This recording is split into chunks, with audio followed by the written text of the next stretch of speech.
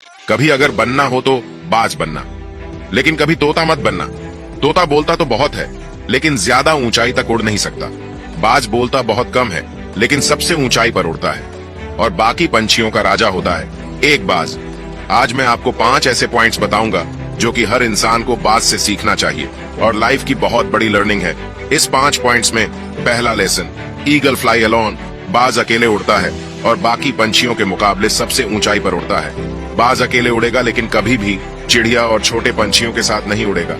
बाज हमेशा या तो बाज के साथ उड़ता है या फिर अकेला उड़ता है। और इससे हमें यह सीख मिलती है कि छोटी सोच वाले लोगों से हमेशा दूर रहे और अकेले रहो, क्योंकि यही वो समय है जब खुद को जानने का मौका मिलता है। दूसरा लेसन, बाज का विजन बहुत ज्यादा क्लियर होता है और बहुत ज्यादा स्ट्रांग होता है।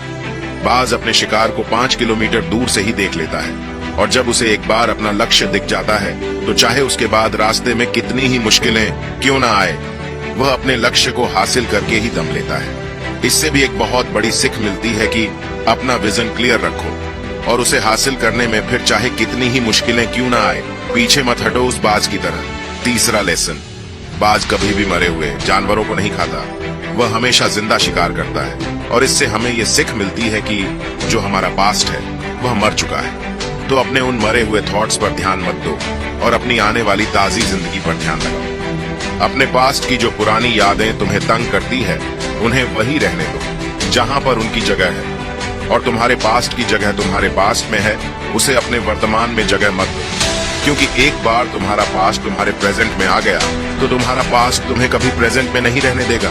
पास्ट में तुम्हारे साथ कितना भी बुरा क्यों ना हुआ हो, वो सब यादें, वो सब थॉट्स मर चुके हैं, और उस बाज की तरह बनो जो कभी भी मरी हुई चीजों को नहीं खाता। चौथा लेसन, जब आंधी तूफान आते हैं तो बाज बहुत ज्यादा एक्साइटेड हो जाता है। जब बारिश होती है तो सारे पंछी छिपकर बैठ जाते हैं, लेकिन बाज को बड़ा मजा आता है जब तेज हवाएं चलती है तो बाज उन हवाओं के सहारे और तेजी से ऊपर की ओर उड़ता है और ऊपर उड़ते उड़ते इतना ऊपर उड़ जाता है कि बादलों के ऊपर पहुंच जाता है। और इससे भी एक बहुत बड़ी सीख मिलती है कि मुसीबत में मजा ढूंढो। और नेपोलियन हिल ने एक बार कहा था कि हर बड़ी चुनौती अपने साथ में एक बहुत बड़ा अवसर लेके आती है, तो उस बाज की तरह तुम भी अपने उस अवसर को पहचानो। और जिस दिन तुमने अवसरों को पहचान लिया तो सारी मुश्किलें तुम्हारे नीचे होंगी और तुम उन मुश्किलों के ऊपर होगे।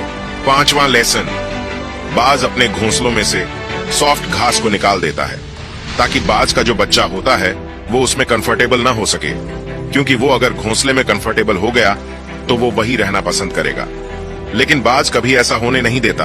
बाज एक पंछी है और उसे भी ये बात पता है कि there is no growth in comfort zone.